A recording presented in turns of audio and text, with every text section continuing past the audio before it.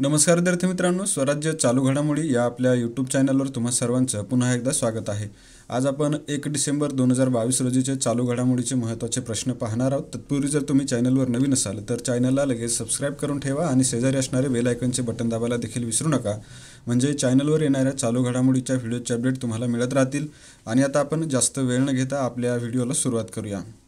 पहिला प्रश्न आहे, नमुना नोंदणीच्या आकडेवारीनुसार भारतामध्ये 2018 पासून 2020 या कालावधीमध्ये माता मृत्यू गुणोत्तर किती झाला आहे। आता मातांच्या मृत्यूचं गुणोत्तर जे असतं ते प्रति 1 लाख जन्मामागे मृत्यू होणाऱ्या मातांचं ते गुणोत्तर असतं आणि त्यामध्ये भारताचं जे आता गुणोत्तर आहे ते 97 पर्यंत पोहोचलेलं आहे। कशाच्या बाबतीत तर माता मृत्यूच्या बाबतीमध्ये, म्हणून पर्याय क्रमांक चौथा 97 या प्रश्नाचं बरोबर उत्तर आहे।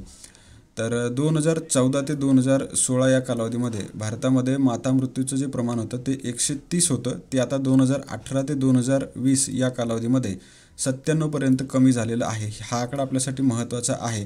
आता याचं कारण सांगतो का आहे, तर शाश्वत विकास उद्दिष्टानुसार 2030 या वर्षापर्यंत मातांचं जे मृत्यूचं प्रमाण आहे ते 1 लाखामागे 70 पर्यंत कमी करण्याचा उद्दिष्ट शाश्वत विकास उद्दिष्टानुसार आहे।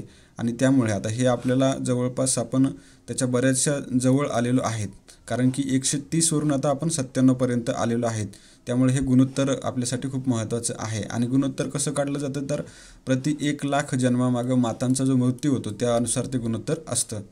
तर हे देखील आपण लक्षात ठेवणार आहात। आणि त्याचबरोबर भारताचं जे राष्ट्रीय आरोग्य धोरण आहे त्याचं प्रति 1 लाख जन्माच्या मागं माता मृत्यूचं जे उद्दिष्ट आहे ते मात्र भारतानं साध्य केलेलं आहे।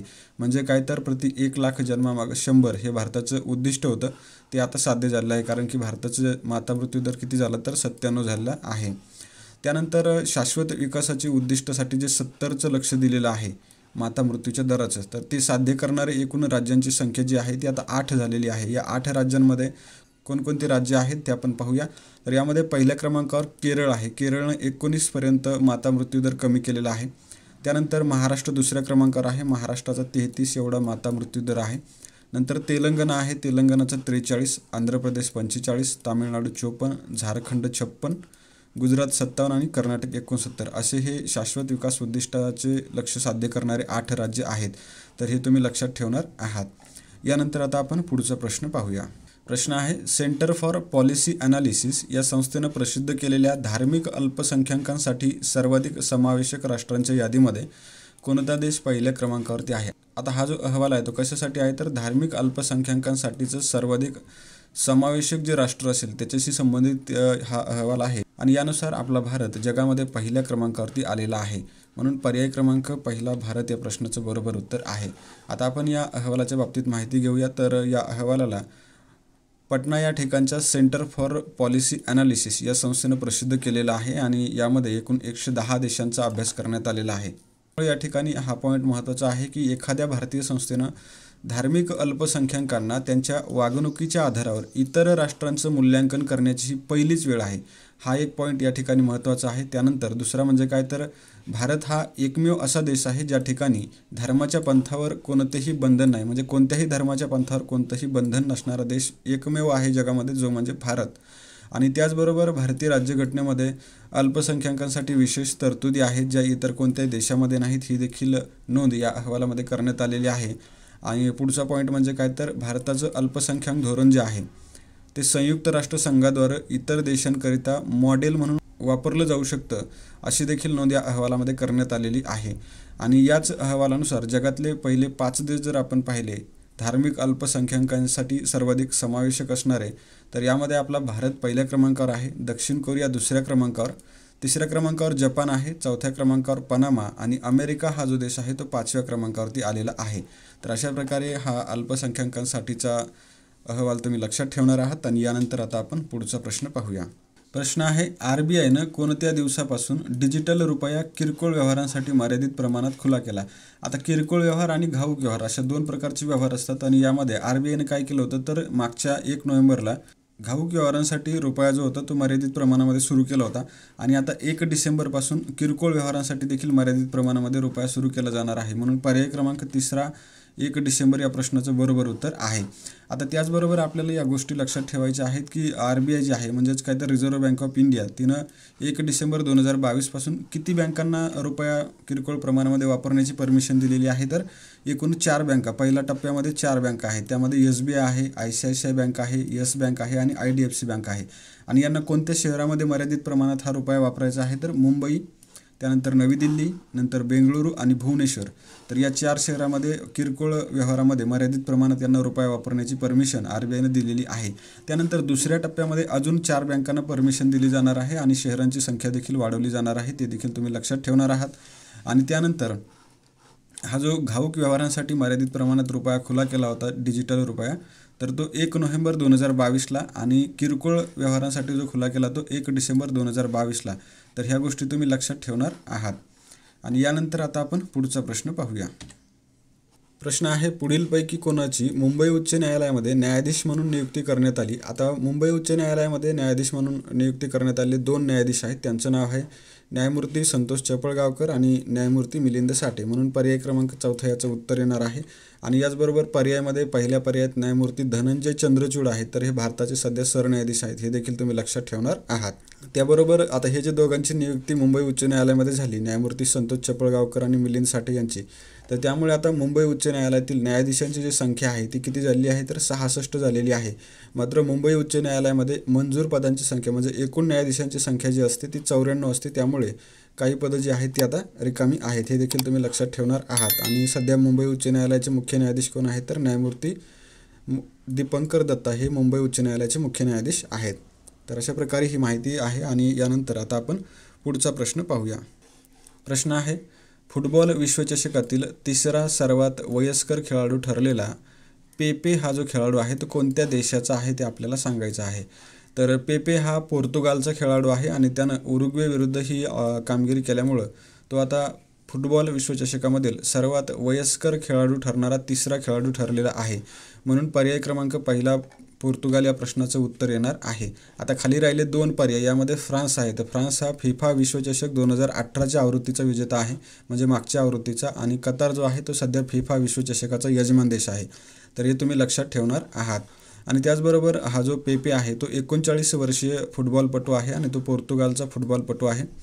आणि त्यामुळे तो आता 3रा सर्वात वयस्कर खेळाडू ठरलेला आहे, जो की विश्वचषकामध्ये खेळलेला आहे, कोणत्या तर फुटबॉलच्या.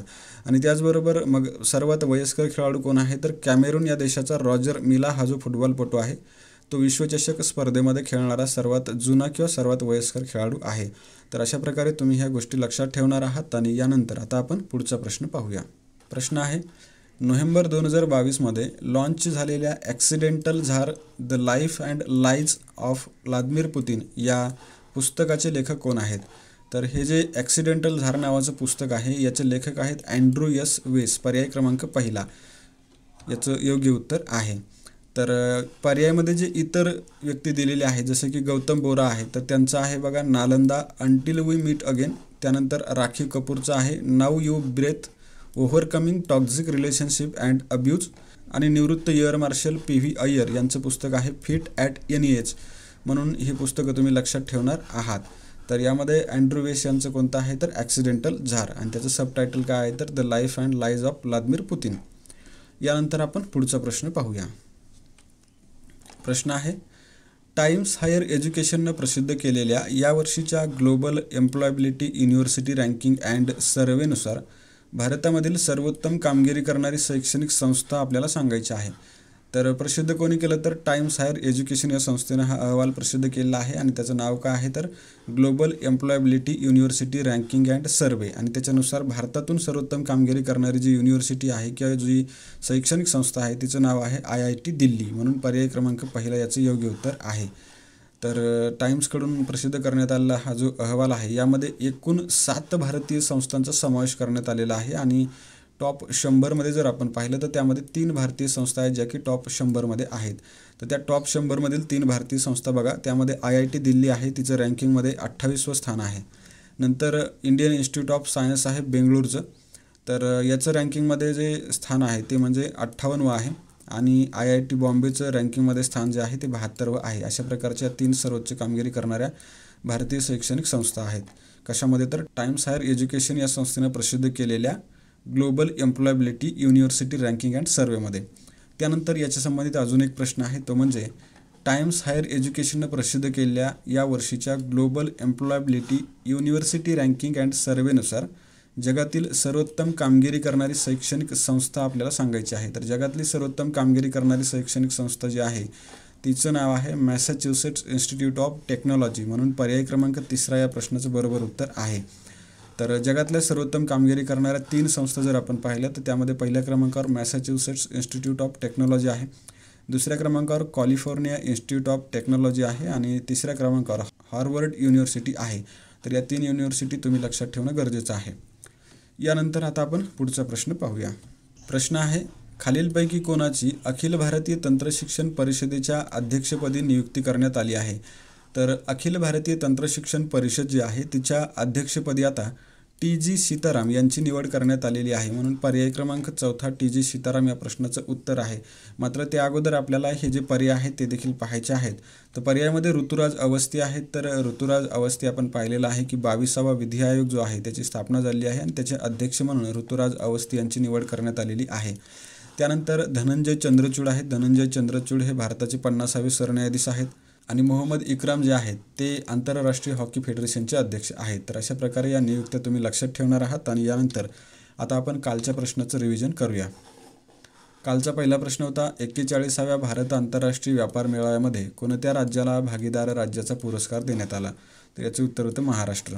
नंतर दुसरा प्रश्न होता 41व्या भारत आंतरराष्ट्रीय व्यापार मेळाव्यामध्ये कोणत्या मंत्रालयानं सार्वजनिक संपर्क आणि प्रसारासाठी दिलेल्या उत्कृष्ट योगदानासाठीचा पुरस्कार पटकावला? तर याचं उत्तर होतं आरोग्य मंत्रालय. नंतर तिसरा प्रश्न काय होता, तर भारत आणि मलेशियातील संयुक्त लष्करी युद्ध सराव हरिमाऊ शक्ती 2022 कोणत्या ठिकाणी आयोजित करण्यात आला? तर याचं उत्तर होतं मलेशियामधील क्लांग या ठिकाणी.